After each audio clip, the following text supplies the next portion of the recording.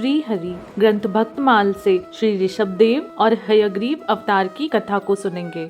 महाराज नाभि की कोई संतान नहीं थी, इसीलिए उन्होंने अपनी पत्नी मेरु देवी सहित पुत्र की कामना से भगवान श्री यज्ञ पुरुष का यज्ञ किया। श्री भगवान महाराज नाभि की पत्नी मेरु देवी के गर्भ से मुनियों का धर्म प्रकट करने के लिए शुद्ध सत्वमय विग्रह से प्रकट हुए। महाराज नाभि ने उनका नाम ऋषभ रखा। जन्म से ही वह बालक श्री विष्णु के वज्र, अंकुश आदि चिन्हों से युक्त थे। महाराजा नाभि ने देखा कि ऋषभ देव सभी प्राणी मात्र को अत्यंत प्रिय थे और राज्यकाल संभालने योग्य हो गए थे। तब इन्होंने धर्म मर्यादा की रक्षा के लिए श्री ऋषभ देव का राज्याभिषेक कर दिया और स्वयं पत्नी मेरु देवी सहित बद्रिका आश्रम चले गए और वहां भगवान की आराधना करते हुए भगवत स्वरूप में लीन हो गए। भगवान ऋषभ देव सर्वधर्म विज्ञाता होकर भी ब्राह्मणों द्वारा बताई हुई विधि, साम दान नीति के अनुसार ही पुत्रवत प्रजा का पालन करते थे। गृहस्थ धर्म का पालन और संसार को शिक्षा देने के लिए इन्होंने देवराज इंद्र की कन्या जयंती से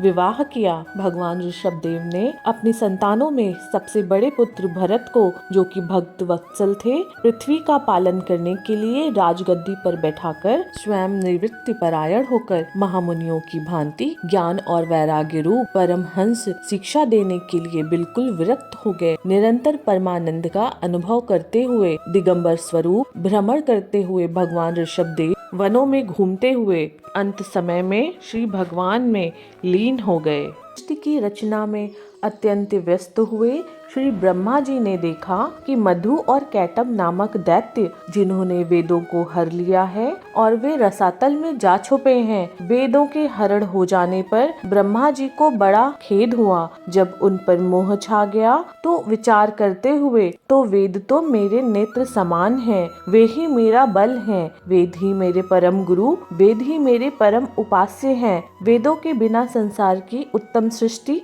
मैं कैसे कर सकता हूँ। ऐसा सोचकर वे भगवान श्री हरि की शरण में गए और हाथ जोड़कर भगवान की स्तुति की। भक्त वत्सल भगवान श्री हरि ने हयग्रीव स्वरूप धारण करके रसातल में जा पहुँचे और वहाँ जाकर परम योग का आश्रय लेकर उच्च स्वर से सामवेद का गान करने लगे। उन दोनों असुरों ने जब वह शब्द सुना तो वेदों को काल के पास आबद्ध करके रसातल में फेंक दिया और स्वयं उसी ओर दौड़े जिधर से ध्वनि आ रही थी। श्री हरि ने रसातल में पड़े हुए उन संपूर्ण वेदों को ब्रह्मा जी को पुनः वापस दे दिया और अपने आदि रूप में आ गए। दोनों दानवों मधु और कैटप ने जब देखा कि वेद को श्री भगवान लेके चले गए हैं, वेदों के ना मिलने पर मधु कैटप दोनों दानवों ने शेष शैया पर सो रहे श्री विष्णु भगवान को जगाया और उनको देखकर हंसने लगे। फिर तो उन दोनों असुरों का श्री भगवान से